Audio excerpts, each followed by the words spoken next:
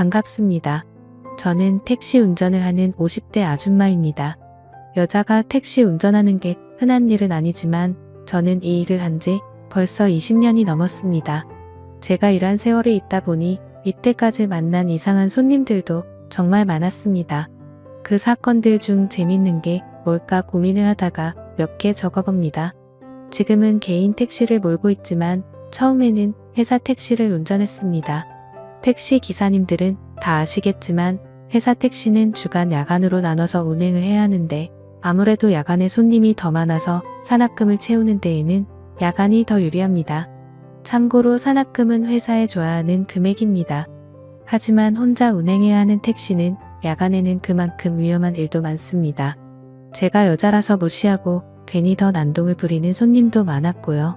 야간에는 대부분의 손님이 취객이기 때문에 어떤 사고가 있을지 모르기도 하고 손님이 모르는 길로 운전하면 돈 더 받으려고 돌아간다며 머리채를 잡는 손님도 있었습니다. 야간에 운전을 하면서 손님과 시비가 붙어 고성이 오가는 경우도 참 많았습니다.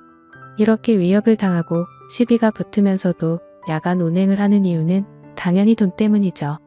뭐니 해도 머니 아니겠어요? 그놈의 돈만 아니면 주간 운행이 몸도 마음도 더 편하고 좋죠. 회사 택시를 하던 때는 택시 일을 시작한 지 얼마 되지 않아 하는 것도 별로 없고 해서 돈만 보고 야간 운전을 많이 했습니다. 의욕만 앞서서 체력은 생각도 못했던 거죠. 그러다가 너무 힘들어서 잠시 주간 운행으로 바꾼 적도 있었으니까요. 물론 돈이 안 돼서 금방 야간으로 돌아갔지만요. 근데 주간 운행을 했을 때에도 참 특이한 손님을 한번 태운 적이 있습니다. 태우기 전에는 몰랐는데 손님이 택시에 탑승하는 순간 술 냄새가 어찌나 진동을 하는지 술통이 빠졌다고 해도 이해가 갈 정도였습니다. 대낮에 얼큰하게 취해서 해롱해롱 거리는 손님을 보고 내리라고 할까 순간 고민도 했지만 이제 와서 내리라고 하기에는 늦은 것 같아 그냥 태웠습니다. 손님 어디까지 가세요? 하고 물어보니 너네 집 이러는 겁니다. 어찌나 어이가 없던지 다시 손님 어디까지 가세요? 손님 집이 어디신데요?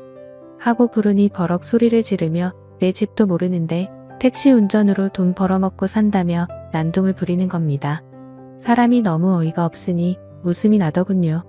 저도 기분이 상해서 너 내려 하고 싶었지만 그래봤자 술 먹고 취한 사람에게는 말도 안 통할 게 뻔해서 그냥 꾹 참았습니다. 저보다 덩치도 큰 남자를 힘으로 끌어낼 수도 없었고요. 어쩔 수 없이 근처 지구대로 갔습니다. 경찰이 취객을 보자마자 혀를 차더군요. 경찰이 봐도 대낮부터 고주망태가 된 그 손님이 한심해 보였나 봅니다. 경찰이 취객에게 내리라고 말하는데 이 양반이 경찰 말은 엄청 잘 듣는 겁니다. 벌떡 일어나서 택시에서 내리더니 경찰에게 아이고 선생님 고생하십니다 하면서 멀쩡한 신사처럼 예의를 지키고는 택시기사가 멀쩡한 길을 돌아서 간다고 저를 흉을 보는 것입니다. 그때 그 모습을 보고 제가 어이가 없어서 세상에 별의별 놈 다 있네 하던 기억이 있습니다. 이 정도가 그렇게 위험할 수도 아닌 평범한 진상 손님 중 한 명입니다. 취객 중에서는 정말 불쾌하고 위험한 행동을 하는 손님들도 있었습니다. 대부분의 취객들은 뒷자리에 거의 드러누워서 발로 운전석을 차며 여자가 집에서 밥이나 하지 괜히 밖에 나와서 택시 운전한다며 운전을 너무 못해서 거슬린다고 운전 똑바로 하라고 소리를 지르고 욕을 합니다. 그런 수많은 진상 중에 최고는 핸들을 지 맘대로 꺾으려는 사람입니다. 그럴 때마다 심장이 어찌나 철렁하는지 죽고 싶으면 혼자 조용한 데 가서 죽지 왜 저까지 같이 죽게 만들려고 핸들을 꺾는지 모르겠습니다. 그런 취객이 타면 정말 골치 아픕니다. 힘으로 하자니 제가 밀리기도 하고 나중에 엮이면 회사 택시다 보니 나중에 컴플레인이라도 들어가면 머리가 아파집니다. 회사 택시의 경우는 손님이랑 싸우며 잃어버린 시간만큼 다른 손님을 못 태우고 또 그만큼 산악금을 충당하지 못해서 힘들어지거든요. 그러니 대부분의 경우를 꾹 참고 경찰서로 인계를 합니다. 이게 최고거든요. 하지만 그 후에는 내가 이런 일을 겪으면서까지 택시를 해야 하나 괜히 울적해져 다른 일을 해볼까 하는 생각도 듭니다. 20년 넘게 잘하고 있지만요. 그리고 야간 운전 중에는 이런 손님도 만났습니다. 젊은 커플이었는데 뒷자리에서 아주 쪽쪽거리고 난리도 안 되군요. 둘이서 온갖 애정행각을 해대는데 제가 다 민망했습니다. 아무리 서로 사랑하는 사이라고 해도 엄연히 택시 안도 공공장소인데 좀 너무하다는 생각이 들더라고요. 하지만 괜히 한마디 했다가는 안 좋은 소리만 듣고 시비만 붙을 것 같아 최대한 빨리 목적지에 내려주려고 했습니다. 근데 여자친구가 어떻게 하다가 남자친구의 핸드폰을 봤는지 갑자기 얘 전 여친 아니야? 내가 얘랑 연락하지 말라고 했잖아 이러면서 남자친구에게 욕을 퍼붓는 것입니다. 불과 1분 전만 해도 모인도에 떨어져도 오직 너만 있으면 된다는 식으로 내가 사랑하는 건 너뿐이야 라면서 서로 쪽쪽거리고 더 당치 못해 안달이라는 식으로 굴었는데 그쪽 메시지 하나로 분위기가 180도 바뀌었습니다. 아주 싸늘하다 못해 추울 지경이었습니다. 여자가 계속 화를 내고 소리를 지르니까 계속 사과하던 남자도 열이 받았는지 그냥 연락 와서 답장한 건데 왜 그래? 걔랑 지금 헤어진 사이고 지금은 아무 사이 아니야 이러면서 화를 내는 겁니다. 그러다가 남자가 순간 욱해서 운전 중인 택시의 문을 열고 택시를 내렸는데 그 여자도 따라 내리면서 남자친구한테 달려가 주먹질을 하고 남자는 그걸 또 피하고 난장판더라고요. 그래서 에이 요금 받긴 글렀네 하며 그냥 다른 손님을 찾으러 떠났죠. 그 모습을 보면서 우리 애들은 저런 짓 안 하고 다녀야 될 텐데 하는 생각도 들었습니다. 제 일은 택시 운전인데 매일매일이 절에 들어간 건 마냥 돌을 닦는 기분이었습니다. 하지만 이런 일들도 약과라고 생각될 일이 생겼습니다. 택시 운전 인생 동안 가장 큰일 날 뻔하고 무서운 일이 발생한 겁니다. 제가 회사 택시를 몰 때 생긴 일이니까 지금은 한참 더 된 이야기네요. 그날은 장마철이라 비가 내렸다 그쳤다 하며 굉장히 습기가 가득하고 찝찝한 기분의 나쁜 날씨였습니다. 손님도 없고 대부분 기본 요금 손님이라 돈도 안 되는 거리만 왔다 갔다 하고 있었죠. 이러다가 산악금도 못 채우겠구나 걱정이 되더라고요. 그러던 중 어떤 남자 손님을 한 명 태우게 되었는데 마침 또 장거리 손님이라서 반가웠습니다. 한번 태우면 충분히 산악금도 채울 수 있는 거리였죠. 근데 말투가 이상하더군요. 한국말이 어설프고 조선족 말투라고 해야 하나? 아무튼 가끔 영화에서 들어본 말투를 쓰더군요. 어차피 돈만 제대로 주면 거리도 장거리라 돈도 되고 퇴근도 빨리 할 수 있으니 그냥 태웠습니다. 정확한 위치를 물었더니 장거리하고도 더 들어가는 거리였습니다. 완전 땡 잡았다고 생각하고 빗길을 열심히 운전했습니다. 머릿속으로는 이런저런 계산을 했죠. 이 손님을 내려주고 거기서 손님 한 명만 더 태워서 회사 근처로 가면 산악금 채우고도 돈이 훨씬 남겠네 하면서 나름의 계획을 세우며 신나게 달리고 있었죠. 핸드폰 내비로 주소를 찍어서 장거리 손님이 알려준 주소대로 가고 있었습니다. 여러 번 가본 길이면 제 나름의 지름길로 갈 때지만 초인길이다 보니 내비가 가란 대로 군말 없이 가고 있었습니다. 그런데 뒷자리에 앉은 남자 손님이 낮은 목소리로 이 길 맞아요? 하는 겁니다. 그래서 죄송합니다. 저도 초인길이라 내비대로 가고 있어요. 지름길 알려주시면 지름길로 갈게요 하고 최대한 친절하게 얘기를 했습니다. 그랬더니 아닙니다. 그냥 그대로 가주세요. 그러더군요. 속으로는 뭐지 이 사람? 생각하며 목적지까지 열심히 달리고 있었습니다. 근데 거의 다 도착했을 무렵 갑자기 손님이 깜빡하고 돈을 두고 왔는데 이러는 겁니다. 저는 너무 놀라서 여기까지 왔는데 돈이 없다고 하면 어떡하냐고 지금 밑에만 봐도 4만 원이 넘는다고 짜증을 좀 냈습니다. 그 남자는 카드를 주머니에 넣은 줄 알았는데 방금 확인하니까 없었다면서 지갑도 안 들고 왔다고 하는 겁니다. 여러 가지 생각이 스치더군요. 그냥 이 사람을 지구대에 넘겨버릴까? 아니면 재수없었던 생각하고 돈 아까워도 그냥 여기서 내리라고 할까? 고민하던 중 그 손님이 제 난처한 표정을 보며 제 생각을 다 안다는 듯이 경찰서에는 넘기지 말라고 하더군요. 경찰서 가면 한국에 더 이상 있지 못한다면서 한 번만 봐달라며 충격적인 제안을 하나 하는 겁니다. 돈이 없으니 대신 물건을 주면 안 되냐고 물어보는 겁니다. 시대가 어느 땐데 물물 교환이라도 하려는 건가 싶어 일단 드러나 봤습니다. 기껏해야 반지나 목걸이려나? 좀 돈 되는 걸 주겠지 생각했습니다. 그랬더니 그 남자가 자기 신발을 벗으면서 이 신발이 비싼 건데 이걸 대신 드릴게요. 이러는 겁니다.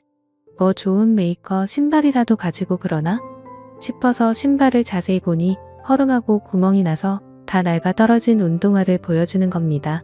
황당하고 어이가 없어서 제가 이상한 소리 계속하면 경찰서로 갈 거라고 돈이나 빨리 주시라고 했습니다. 그런데 버팅기면서 계속 신발이며 낡은 가방이며 이걸로 택시비를 대신하면 안 되겠냐고 하더군요.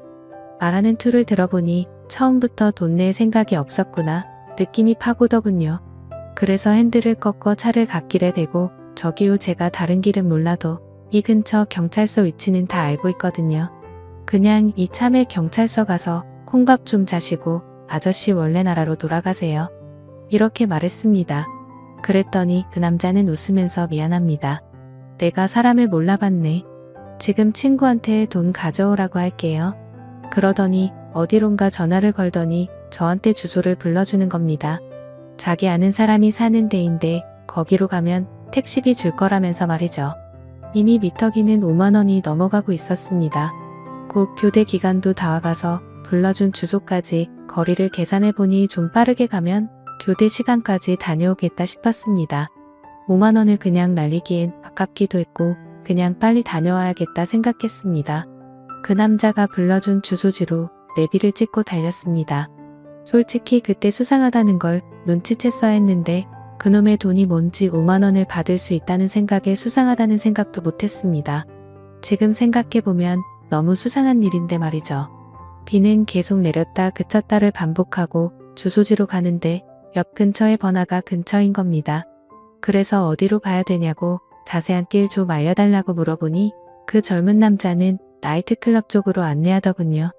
거기는 아무리 봐도 사람이 사는 곳으론 안 보여서 아저씨 여기 나이트클럽 근처 맞아요? 하고 물어보니까 자기도 처음이라서 모른다는 겁니다. 그래도 일단 가면 친구가 나와서 돈 준다고 했으니까 그냥 계속 가라고 하더군요. 그런데 너무 불안해서 차를 멈추고 아저씨 친구분 전화번호 좀 주세요. 여기 차도 많고 길을 잘못 든 것 같아요. 이 길이 맞는지만 물어볼게요. 했습니다. 그 조선족 남자는 저를 훑어보더니 제 폰으로 전화하세요 이러면서 폰을 건네주는 겁니다. 지금 생각해보면 제가 전화하면 제 핸드폰에 그 번호 기록이 남으니까 자기 폰을 준 것 같습니다. 저는 그때까지도 전혀 의심을 안 하고 있었기 때문에 그냥 그 남자의 휴대폰으로 전화를 걸고 상대가 받기만을 기다렸습니다. 그런데 상대가 전화를 받자마자 저를 휴대폰 주인으로 착각했는지 야 빨리 데려와? 묶어놓을 준비 다 해놨다 하는 겁니다. 그 말을 듣는 순간 이거 뭔가 이상하다 하는 생각이 들었습니다. 보통 같으면 택시비 얼마 정도 나왔는데 라던가 언제 도착해 데려가 있을게 라고 하는 게 맞는데 묶어놓을 준비가 다 됐다고 말하는 건 왜일까라고 생각하는데 순간 인신매매가 생각나며 소름이 돋더군요. 그 무렵쯤에 중국인들이 인신매매를 하려고 사람을 납치해 간다 뭐다 하는 소문이 돌기도 했고 여자 혼자 다니다가 납치를 당했다 하는 소문도 종종 돌았거든요. 둘 중에 어떤 거라도 큰일이구나 싶었습니다. 처음부터 나를 납치해서 데려가려고 했구나. 데려가서 무슨 일을 하려는 거지? 생각하다가 일단 티내면 안 되겠다 싶어서 조용히 전화를 끊었습니다. 뒷좌석에서 남자가 왜 아무 말 안 하고 끊어야 하는 겁니다. 순간적으로 여기서 살아서 집에 가려면 정신 똑바로 차려야 한다고 생각이 들었습니다. 시끄러워서 전화가 잘 안 들리네요 하면서 대충 얼버무리고 나중에 다시 전화해본다고 하고 스트레칭하는 척하며 머리를 굴렸습니다. 이대로 목적지까지 갔다가는 큰일이 날 것 같은데 어떻게 하면 도망칠 수 있을까 생각했습니다. 그런데 사람이 극한의 긴장감을 갖게 되니까 머리 회전이 빨라지더군요. 갑자기 떠오른 생각에 택시 잔금 바꿔줄 현금이 없다고 잠깐 편의점에 들려서 돈 좀 갖고 온다고 했습니다. 그러자 그 남자는 알겠다고 해서 택시를 급히 근처 편의점에 세워서 편의점 안에서 경찰에 전화를 했습니다. 편의점 유리문 밖으로 택시를 쳐다보며 통화를 하며 이런 상황이니 도와달라고 말하며 통화가 5분 이상 길어지니 제 택시 뒷좌석에서 그 남자가 내리더니 도망을 치는 겁니다. 하염없이 멀어지는 그 남자를 쳐다보며 택시비는 받기 글렀구나 생각했지만 한편으로는 목숨을 건졌다는 안도감에 온몸에 힘이 쭉 빠지더군요. 그래서 경찰 분과의 통화는 상황이 마무리되었다고 끊고 저는 편의점에서 나와 택시를 타고 잠금 장치를 잠궈 문을 다 잠궈버렸습니다. 에어컨 빵빵한 차 안에서 저는 식은땀을 정말 비오듯이 흘렸습니다. 제가 만약 그 조선족 남자 말만 믿고 그대로 목적지까지 운전했다면, 그리고 돈 5만 원을 받겠다고 그 남자한테 돈을 달라고 했다면 어떤 일이 생겼을까요? 지금 생각해도 너무 무섭고 끔찍한 경험이었습니다. 그날 회사에 돌아가 이 이야기를 동료 기사들에게 했더니 다들 잘 대처했다며 자기들이 겪은 일들을 이야기해 주다군요. 어떤 기사님은 옛날에 현금으로 택시비를 받으려고 했는데 뒷좌석에서 칼을 들이밀며 돈을 뺏어가는 강도를 만나기도 하고 고생하신다며 음료수를 주길래 아무 생각 없이 마셨다가 계속 배가 아파 병원에 간 일도 있었다는 겁니다. 근데 그런 일들보다 제가 겪은 일이 더 무섭다고 하시더군요. 하긴 제가 눈치를 못 챘으면 돈은커녕 제 목숨을 잃었을 수도 있었던 일이니까요. 그 후로는 비가 오는 날 밤에는 혼자서 택시를 잡는 사람은 경계하게 됐습니다. 저도 모르게 트라우마가 생긴 것 같습니다. 세상 살다 보면 이런 일도 있고 저런 일도 있겠지만 저도 나름 별의별 일을 겪었다고 생각하며 이렇게 사연을 보내봅니다. 제 이야기들을 끝까지 들어주셔서 감사합니다.